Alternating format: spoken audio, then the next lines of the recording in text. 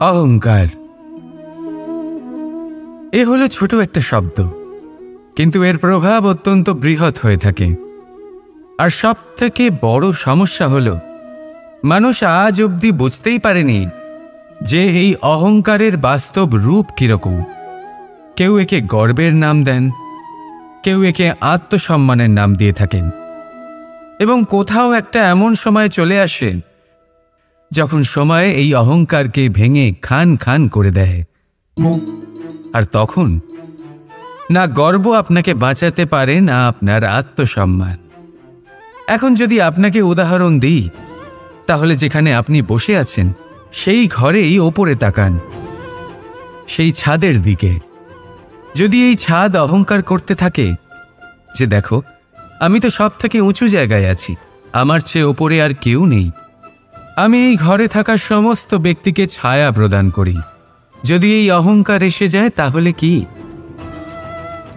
একবার ভেবে দেখুন, যদি পরের দিন তার উপর আরও একটা তলা বানিয়ে দেওয়া হয় তাহলে কি? এই ছাদ, যার নিজের উঁচু হবার অহংকার ছিল, যে সব থেকে ওপরে ছিল, সে এবার পায়ের তলায় চলে এসছে। এটাই হয়ে থাকে। মনে কখনোই অহংকার পোষণ করবেন না। যদি মনের মধ্যে কিছু রাখতে চান তাহলে প্রেমের ভাব রাখুন, স্নেহ রাখুন। এই অহংকারকে আপনি যা ইচ্ছে নাম দিন, গর্ব হোক, আত্মসম্মান হোক, এর দ্বারা আপনার কোনোভাবেই কোনো লাভ হবে না। তাহলে এই অহংকারকে ত্যাগ করুন আর আমার সাথে ভালোবেসে বলুন, রাধা রাধা। জলরাশির সাথে আমার প্রেম চিরন্তনের। তা সে মথুরার যমুনা নদীই হোক বা দ্বারকার সমুদ্রই হোক। সমুদ্রের ধারে চলতে চলতে যখন সেই কোমল ঢেউ পা ছুঁয়ে যায়, আহা, ক্লান্তি যেন দূর হয়ে যায়। আমাদের মধ্যে একটা শক্তির জন্ম দেয়, মনকে উৎফুল্ল করে তোলে। সেই ঢেউয়ের বিষয় কি আপনারা কখনো ভেবেছেন? এই ঢেউই যখন তটে আসে, ছোট পাথরের সাথে ধাক্কা খেয়ে বিক্ষিপ্ত হয়ে যায়। আর এমন এক সময়ও আসে যখন এই ঢেউই এত ভয়ঙ্কর হয়ে ওঠে যে সব কিছু ধ্বংস করে দেয়, সব কিছু নষ্ট করে দেয়। এর একটা সারমর্ম রয়েছে, একটা অত্যন্ত গুরুত্বপূর্ণ শিক্ষা রয়েছে, যে কখনো কাউকে দুর্বল মনে করবেন না, কখনো না। কারণ এই দুর্বলতা যখন তার প্রকৃত শক্তির রূপ দেখায়, প্রবল বিনাশ সৃষ্টি করে। তাই কারোর বিনম্রতার, কারোর কোমলতার সর্বদা সম্মান করতে শিখুন। রাধা রাধা। কি ভাবছেন? আজ কৃষ্ণ রথীর স্থানে বসে আছে, যেখানে ওর সারথীর স্থানে বসা উচিত ছিল। এটাই ভাবছিলেন তো? অনেক সময় এমন হয় যে আমরা যা দেখছি তা সত্যি হয় না। যেমন সূর্য। সূর্যকে আমরা দেখতে পাই কারণ তাকে দেখা যায়। তবে সত্যি হলো এটাই যে আমরা সূর্যকে দেখতে পাই কারণ আমরা সূর্যকে দেখি। এবার নিজের চোখ বুজে ফেলুন। এবার দিন না রাত কিছুই যায় আসে না। ঠিক সেইভাবে ধর্মস্থাপনের এই কাজে, ধর্মের এই পথে আমি সারথি নই, আমি হলাম রথী। আর আমি খুঁজে চলেছি সেই সারথি যিনি ধর্ম, কর্ম এবং ভক্তিতে পরিপূর্ণ। ধর্ম যা আপনাকে সঠিক পথে চালনা করে, কর্ম যা আপনাকে পরিশ্রম করায়, আর ভক্তি তাকে সেই পথ থেকে বিচলিত হতে দেয় না। আজ পর্যন্ত আমি সবার সখা ছিলাম, সবাইকে সঠিক পথে চালনা করতাম। এবার আমি খুঁজে চলেছি সেই ব্যক্তিকে যিনি আমার সখা হবেন আর ধর্ম স্থাপনের এই শুভ কাজে আমার সাথী হবেন।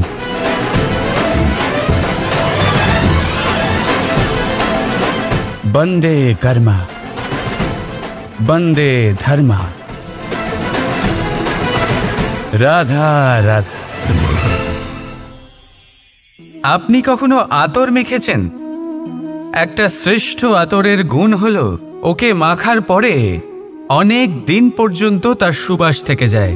তারপরে আপনি বস্ত্র বদল করুন বা রেখে দিন, তার সুবাস থেকেই যায়। এবার ধরে নিন এই আতর হলো আপনার কর্ম, আর আপনার শরীর, আপনার বস্ত্র হলো আপনার জিহ্বা।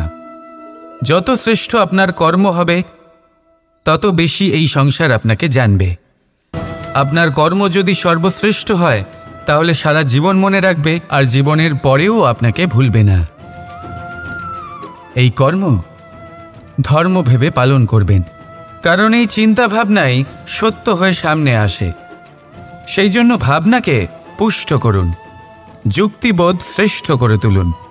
সব কিছু নিজে থেকেই হয়ে যাবে, পথ আপনা থেকেই সামনে চলে আসবে, কর্ম নিজে থেকেই হতে থাকবে। শুধু কর্ম ধর্ম মনে করে পালন করতে থাকুন, আর আমার সাথে ভালোবেসে বলুন রাধা রাধা। আপনার জীবনে আপনার প্রকৃত বন্ধু আসলে কে? আপনার সব থেকে শ্রেষ্ঠ মিত্র আসলে কে? তিনি যিনি সময় এলে পরে আপনাকে সাহায্য করেন, নাকি তিনি যিনি সময় এলে পরে আপনাকে অর্থ দেন?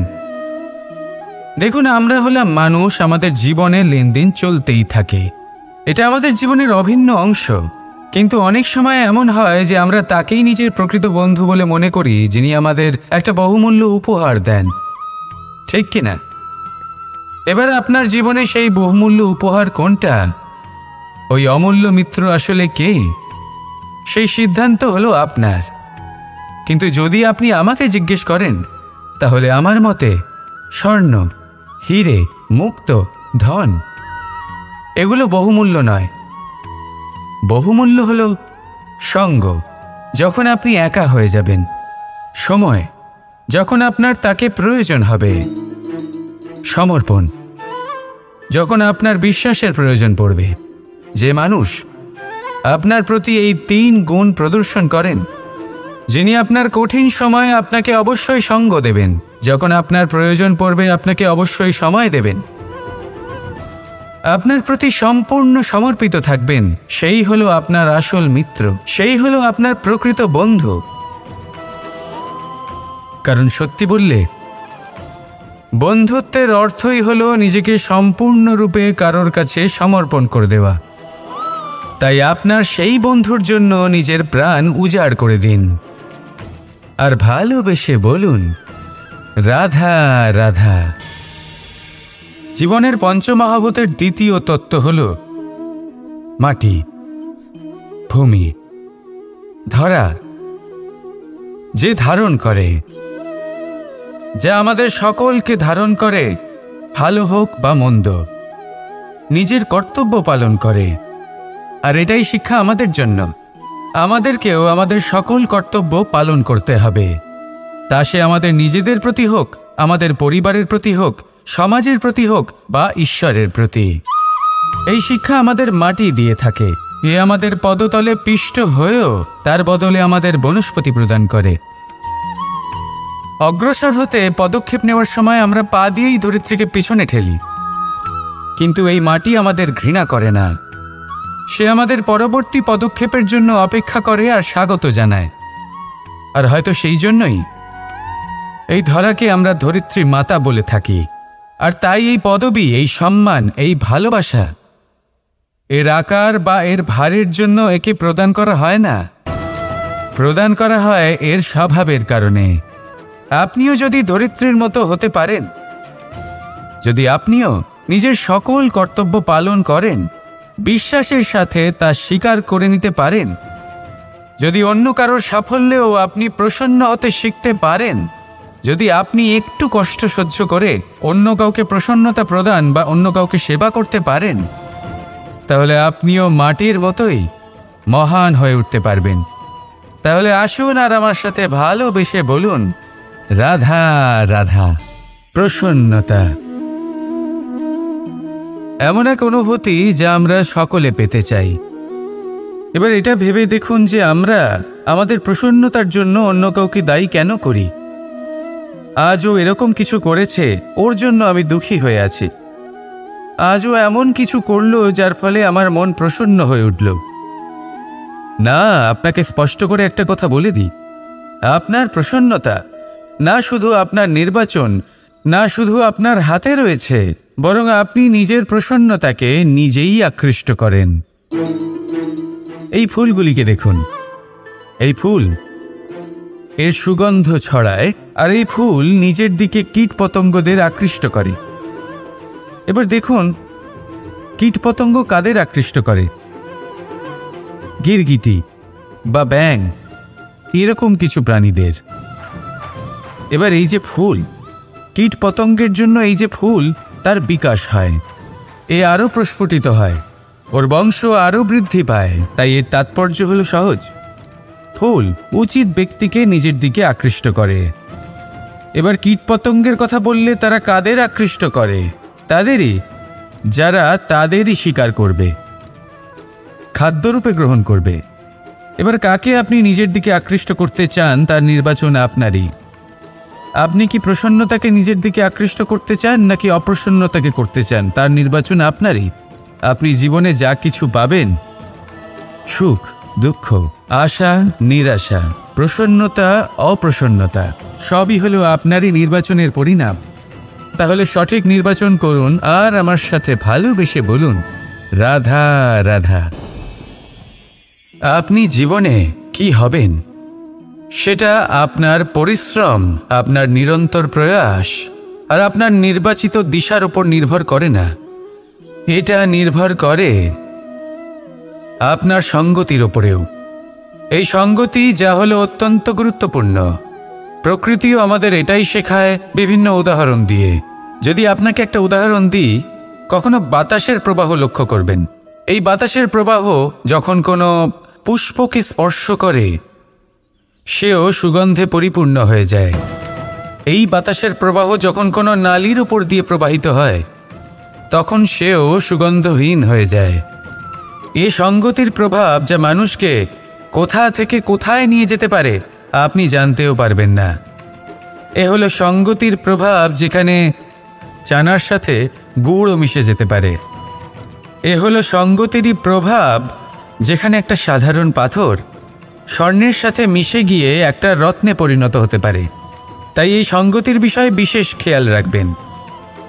আপনি কার সাথে মিশছেন, কি বলছেন, কি শিখছেন, আপনার অস্তিত্বের ওপর তাদের কি প্রভাব পড়ছে সব লক্ষ্য করবেন। আর আমার সাথে ভালোবেসে বলবেন, রাধা রাধা। এই সংসারে যেই জন্মগ্রহণ করে কিছু না কিছু অবশ্যই শেখে, এবং তার জন্য থাকে তার গুরুর অবদান। এবার এই গুরু কে হবেন তা আমরা নির্বাচন করি। হয়তো তিনি আমাদের মাতা পিতা হতে পারেন, হয়তো বন্ধু হতে পারেন, হয়তো দাদাও হতে পারেন, আদর্শ হতে পারেন, বা হয়তো গুরুকুলের শিক্ষাকর্তা গুরুও হতে পারেন। এবার সংসারের এমন কিছু জিনিস আছে যা জগতের কোনো গুরুই শেখাতে পারবেন না, তা আপনাকে সময় শিখিয়ে দেবে। কারণ এই সংসারে সময়ের থেকে বড় গুরু আর কেউ হয় না। এবার সময় আর গুরুর মধ্যে একটা সাদৃশ্য আছে আর একটা তফাতও আছে। সাদৃশ্য হলো যে সময় আর গুরু দুজনেই আপনাকে শেখায়। তফাতেই যে গুরু প্রথমে আপনাকে শিক্ষাদান করে, তারপর আপনার পরীক্ষা নেন। সময় প্রথমে আপনার পরীক্ষা নেয়, তারপর আপনাকে শিক্ষা দেয়। এবার শিক্ষা লাভ করে পরীক্ষা দেওয়া আর পরীক্ষা দিয়ে শিক্ষা লাভ করা এই দুই ভিন্ন বিষয়। আর সব সময় মনে রাখবেন, এই সময়ের থেকে আপনি যা শিক্ষা লাভ করবেন তা সব সময় যত্ন করে আপনার কাছে রেখে দেবেন। কারণ সময়ের থেকে বড়, সময়ের থেকে দামি, সময়ের থেকে অত্যন্ত আধুনিক আর কোনো গুরু নেই। রাধা রাধা। এই পাত্র দেখছেন আপনারা, কি সুন্দর! এটা জলকে শীতল রাখে আর ঘরকে সুন্দর। এবারে ভাবুন, যদি এই পাত্র আমার হাত থেকে পড়ে যায় তাহলে ভেঙে গেল, তাই না? এবার কি হবে? আপনি বলবেন সহজ ব্যাপার, আরও একটা পাত্র কিনে নাও, 1 মুদ্রায় পেয়ে যাবে। এই পাত্রের বাস্তবিক মূল্য আপনি যদি জানতে চান তাহলে সেই কুম্ভকারকে জিজ্ঞাসা করুন, যিনি এই পাত্র বানিয়েছেন। কতটা পরিশ্রম করতে হয়েছে ওনাকে তা জিজ্ঞেস করুন। সর্বপ্রথম তিনি সেই মাটি মেখেছেন, তারপর তাকে চাকায় বসিয়ে গঠন করেছেন, তারপর কতবার চেষ্টা করে তাকে সঠিক আকার দিয়েছেন, তারপর আগুনের তাপে পুড়িয়ে তাকে কঠিন বানিয়েছেন, তারপর রং করে তাকে সাজিয়ে আমাদের সামনে প্রস্তুত করেছেন। এত পরিশ্রম দ্বারা তৈরি এই পাত্র আমরা স্বল্প দামে নিজের করে নিলাম। এটাই হয় পরিবারের সাথেও। অনেক সময় মানুষ আবেগের বশে, স্বার্থের কারণে এই পরিবারকে ভেঙে ফেলে। কখনো ভেবেছেন সেই মাতা পিতার বিষয় যারা সেই পরিবারকে গড়ে তুলেছেন, তাকে আগলে রেখেছেন, পালন পোষণ করেছেন? কখনো ভেবেছেন সেই বিষয়ে?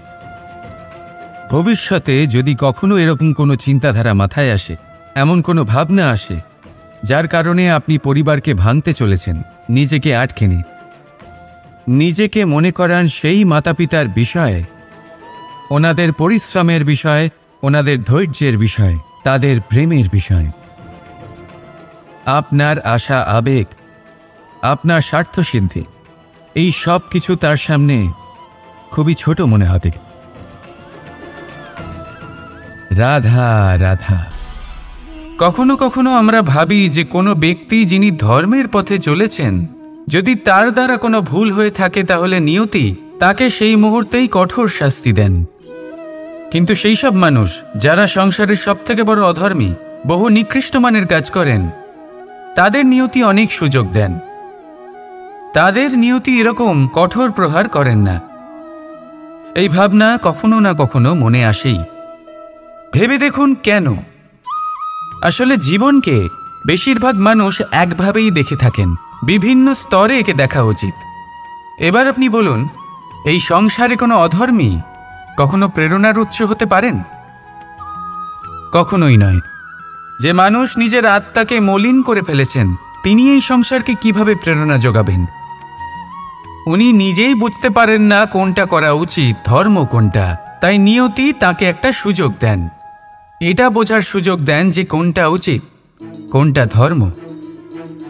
সুযোগ দেন নিজের বিবেক জাগিয়ে তোলার, তাকে সুযোগ দেন নিজের অন্তরাত্মার ডাক শোনার। যখন তাতেও কাজ হয় না, তখন নিয়তির কাছে একটাই পথ বাকি থাকে, আর তা হল মহাবিনাশ। মানুষ অন্য কোনো বস্তু বা ভাবের সাথে পরিচিত হোক না হোক, ভয় আর ভবিষ্যৎ, এই দুই মানুষের মনে সর্বদা থাকে। যাদের অস্তিত্ব তার নিজের অস্তিত্বের ওপর প্রভাব ফেলে। আশ্চর্য, তাই না? ভয় সেটা যা আপনি জানেন না, যা অজানা। আর সেই কারণে আপনার ভয় হয় যে কে জানে কি হবে। ভবিষ্যৎ তাই যা এখনো ঘটেইনি। তাহলে যা ঘটেনি সেটা নিয়ে চিন্তা কেন? আপনার হাতে আছে বর্তমান। বর্তমানের কর্ম সত্য মন নিয়ে করুন, আর ভাবুন যে নিজের কর্ম আরো ভালোভাবে কি করে করা যেতে পারে। আর নিজের উপরে ভরসা রাখুন। যদি বর্তমানের কর্ম আপনি মন থেকে করেন, তাহলে ভয় নিজেই দূর হয়ে যাবে, আর ভবিষ্যতের ফল অবশ্যই মিষ্টি হবে।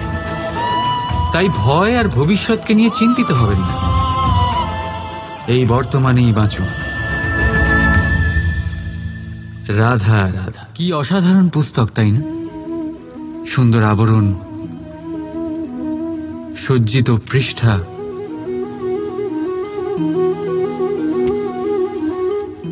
কিন্তু একে কি সত্যিই অসাধারণ পুস্তক বলে গণ্য করা যায়?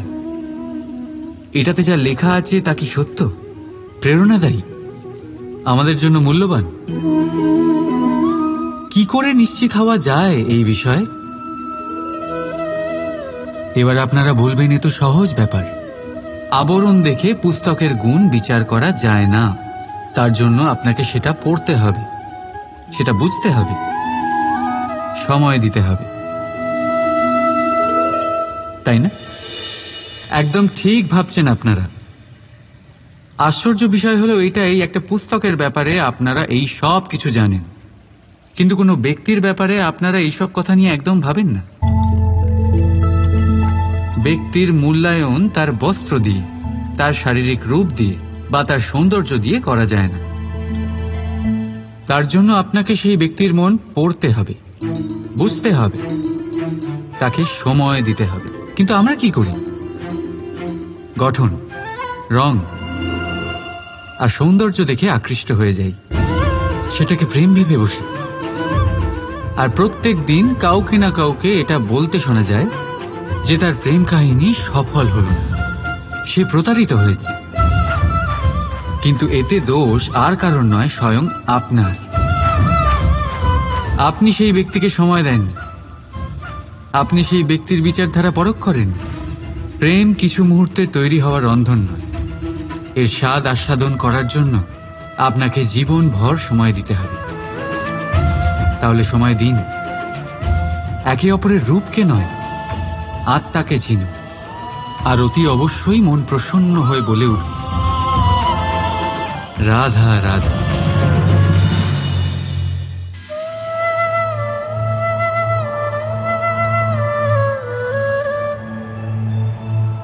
মানুষের ভাবনা সংসারে সবচেয়ে গভীর বা বলতে পারেন সবচেয়ে কঠিন ভাব। কখন কি ঘটে যাওয়ার পরে এই মন কি ভেবে বসবে এটা বলা অসম্ভব। আর আমাদের এই ভাবনা অনেক সময় আমাদের মনে হীন চিন্তা নিয়ে আসে। আমরা সবসময় আমাদের ওপরের শ্রেণীর লোকেদের লক্ষ্য করি, তাদের জীবনের বিশ্লেষণ করি, আর তারপর নিজেকে হীন মনে করি। ও কত ধনশালী, ও কত বলশালী, আর আমার কাছে তো কিছুই নেই। আমি নিঃস্ব, আমি হীন, এই সংসারের জন্য আমি কিছুই নই। মনে হয় না এরকম? কিন্তু আসলে তা নয়। আপনার কাছেও অনেক কিছু আছে, পরখ করে দেখে নিন।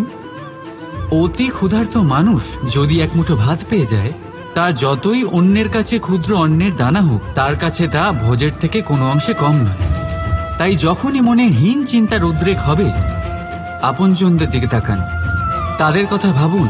আপনার বিশ্বাস হয়ে যাবে, আপনি যতই মনে করেন এই সংসারের জন্য আপনি কিছুই নন, কিছু মানুষের জন্য আপনি গোটা সংসার সমান। তাই যা আপনার সংসার, তাতেই সুখী থাকতে শিখুন। রাধা রাধা।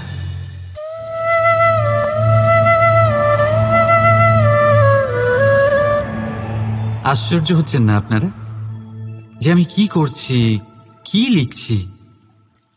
দেখতে চান? এবার আপনারা ভাবছেন আমি মাটিতে মাটি কেন লিখছি। এর পেছনে একটা বড় কারণ আছে, কিন্তু সেটা বিশ্লেষণ করার আগে আমাকে একটু জলের ওপর জল লিখতে দিন।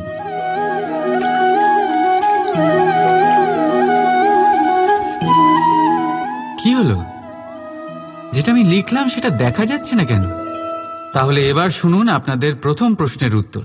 মাটিতে মাটি লেখা যতটা সরল, ঠিক ততটাই কঠিন জলের ওপর জল লেখা। সম্পর্কও ঠিক এমনই হয়। তৈরি করার সময় মাটিতে মাটি লেখার মতো সরল, আর পালন করার সময় জলের ওপর জল লেখার মতো কঠিন। এবার প্রশ্ন এটাই হলো, জলের ওপর জল কি করে লেখা যায়?